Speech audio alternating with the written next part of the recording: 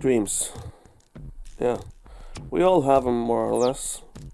And that's the stuff that happens when we go to sleep.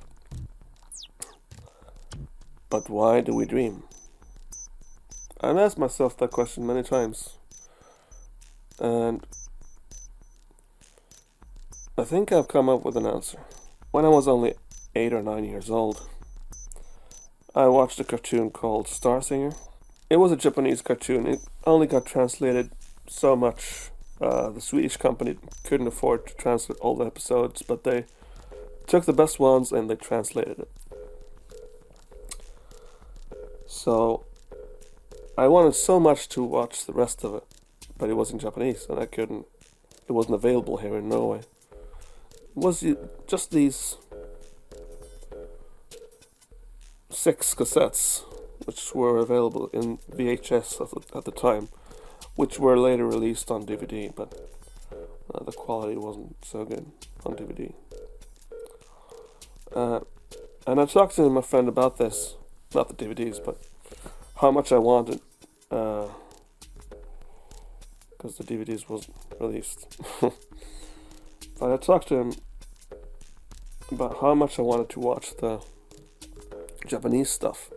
And then he told me that you can actually watch, well, not the Japanese ones, but you can watch more episodes in your dreams.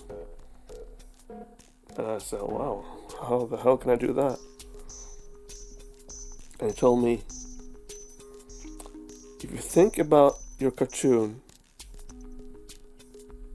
the episodes you have watched, and you focus on them right before you go to sleep, and right before you fall asleep, and you think about that really hard,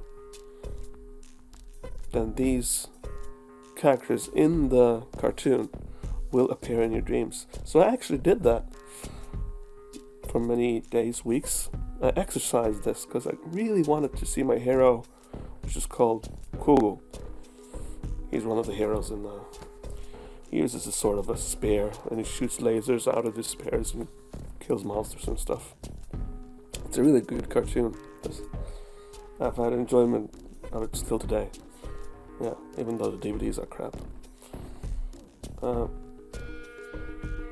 And suddenly I started to dream Star Singer. The weird thing was, though,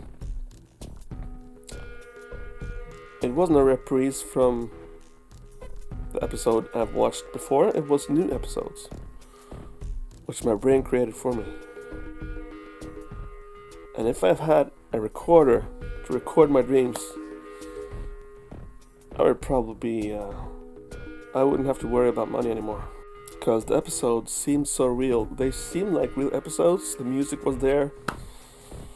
But it was, of course, the same characters, but there was a new story and new monsters, and there was plot twists here and there. And when I woke up, I was so satisfied that I experienced that. I started to dream much Star Singer, actually. And the weird thing was that it was like seasons of Star Singer. Episodes were linked and stuff, and I recognized a plot twist from a previous dream in a dream I had the night before. And I started to think at the age of 9 or 10, how in the world can my brain do this? And I know it's different from person to person. Some people dream a lot. I'm in that category. I don't know why I'm being blessed with dreaming a lot. And some people don't dream almost at all. And when they do dream, they don't remember their dreams. And here I sit with you today, 41 years old. And tonight I dreamt as well. Not about Star Singer, because, well,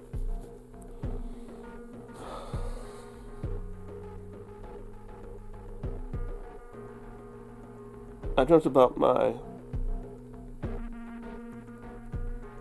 father. He's dead now, but he was there vividly. I recognized his voice, and he talked to me and stuff, and we sat in our old home, my childhood home, and he said to me, "I gotta go to work, son. I'll be back in a few." And I said, "Hey, I'll catch you later." And suddenly he went up the door, and in this dream his health was deteriorating. Yeah. Not of cancer, but I was worried about him. I was worried about him in this dream. But in this dream, he's alive to me. He's not like, I don't know, he's dead.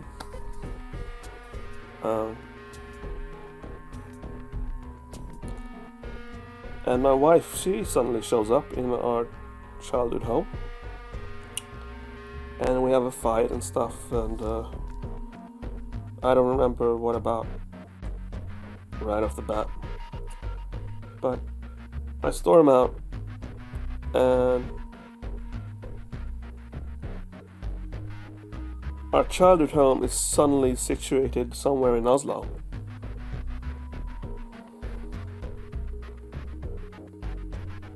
I know it is in Oslo, but all the landscapes is a fictional Oslo. Yeah, it's not like the Oslo I remember from today. It's more forests and woods, and I run to a train, and the train arrives, and I just hop on it, and the train goes. I'm the only passenger. It's like 7 carriages or something, and the whole train is just empty. It's just me and the guy driving the train. Yeah. And I don't remember about, in the dream, I don't care about payment or anything like that, because I never get asked to get paid for a ticket. I just take the train for several hours, sit at the back, looking at the window, and then this train suddenly stops and I go out, and I'm in a place very foreign to me. Yeah, never seen it. And come to think of it, I've never seen it in real life either. It's just a place which my brain has created for me. All the landscapes, the roads, everything. I think one of the signs said Larvik, and that's a real place actually in Norway. Yeah, because there was a road and traffic. And suddenly I get a phone call, and I have this Note 10, which I'm very satisfied with, by the way. And my brain suddenly has invented for me this stick which comes with my phone. It's not the pen, but it's a sort of a stick with a button on it, and I can actually take my phone call with that. Even the phone is in my pocket. And I talked to a guy who said, "You are Christian Lovensprung?" And I said, "Yeah, that's me." You know that guy you met in the mall last week, and you helped him because he had damaged his leg from being stabbed? Yeah. Well, he's dead now. And I said, oh, okay. Well, that's sad to hear. That's really sad. What did he die from? And the guy on the other end says, "I can't tell you anymore. It's classified information." Okay, well, nonetheless, it was sad to hear, and well, thank you for calling. Okay, bye-bye. And that's an episode from a previous dream I had, because I met this guy at a mall who had gotten stabbed. He needed help, and since I'm an assistant nurse, I helped him out with a plaster and sort of, yeah, but I guess this wound was poisonous or some stuff. So this was a previous dream. Dreams are connected. I don't know why. Yeah, so there I'm standing with the stick to my ear. I finished this phone call. I thought it was my wife because the number, I recognized the number. It was really similar, but it wasn't her. So that made me think in the dream that I should probably get back and because I've been away a few hours. And then I see this bus stop because I need to get back to Oslo, which supposedly is where our house is, which isn't the case because our house was and still is in Trondheim. But I'm there and I'm talking to a few people, and they're very helpful, and they help me because I don't know the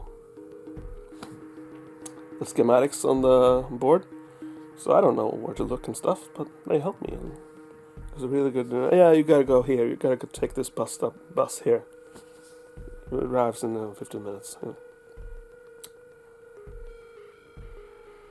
And they're very on me, they're very close, and I say, I don't have corona, but can we please keep some distance?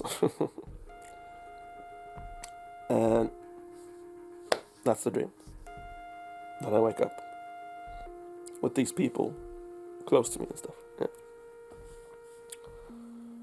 So,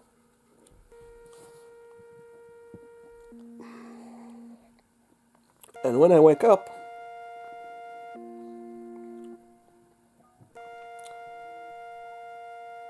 I'm in my new home, not the home I lived in before as a child, but the house which me and my wife and kids have together. And my wife wakes me. I go to a toilet to do my thing, number one, not number two. And my wife approaches me and says, "Are you feeling a little bit better?" Yeah, I'm okay. Getting better, but still a bit sick. Yeah, as you probably can hear from the voice. So. But it's really strange. I thought I'd share this video with you. I don't know if you have similar experiences with dreams, or if you have something else to tell me. Please leave a comment below. I'd really love to hear from you, because these dreams, it fascinates me that our brain, this thing that we have inside our head, it's our head. Well, it's okay, it's huge, it's probably larger than the rest of our body, but still, that this brain can create this vivid world which connects with other dreams, and it's sort of a whole world inside there. And I know some people have nightmares, and I'm really sorry about that, to hear about that, but I've had a really good life. I haven't had much trauma.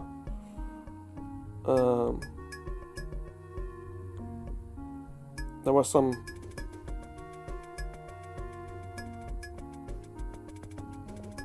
girls I didn't manage to get, but I guess that's life, you move on.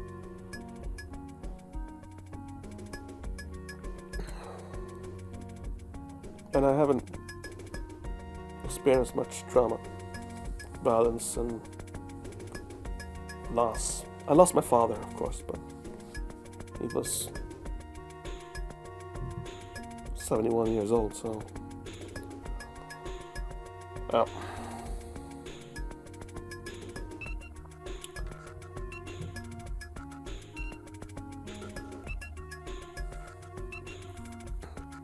So it's my thought that people say that we only use so much of our brain, but I think that's good, because when we use this small portion of our brain each day, we use it to work, we use it to communicate, we use it to interact with traffic when we drive and stuff, and everything. Well, it's sort of on autopilot, because you've probably driven for a few years, so you know how to drive, and well, you know your job, so, but you have to use your mind a little bit to do a good job. But you do that well, and you come home and you communicate with your family and you go to bed and stuff, and I guess that's the situation for most of us. And if you're single, then, well, you don't have probably much of your family. Maybe you have a dog or cat and stuff, but it's still the same thing there. Yeah, maybe you have son or daughter from a previous relationship you have to take care of, and you share that with your other mother or father, 50 or 40 or 30% or whatever it is, and you make the most of it. But when you go to sleep, even if you remember your dreams or not, the portion that you've used all day shuts down, and the other part of your brain activates. And this activates this whole cinematic graphic world which you live in for the 8 or 9 or 10, or in some occasions 11 hours of sleep. Yeah. And that's probably a way for the brain to reset, I think. Because we gotta sleep. That's just, it is what it is. That's a good word. It is what it is. It's a good slogan. I don't know what it's called, slogan or whatever it's called. Yeah. So as mentioned, leave a comment below what your thoughts are on the subject. I really like to hear from you, of course, and I'm looking forward to dreaming more, seeing where I go after I went on that bus stop. Maybe I'll go home to my wife, and my father is still alive in my home somewhere in Oslo, which is an Oslo I don't recognize or know, but I'm looking forward to it. It's nice. It's a good experience. Yeah. Just seeing an alternate reality of something that could probably be, but still isn't. Because here I am. And it's good to be here. But I'm glad I have dreams. Oh well. That's enough rambling from me. Hope you got something out of it. Leave a comment below, of course, what your experience with dreams is. And like if you like the video. Take care. I really appreciate you watching me all this time, and hope I see you soon. Take care.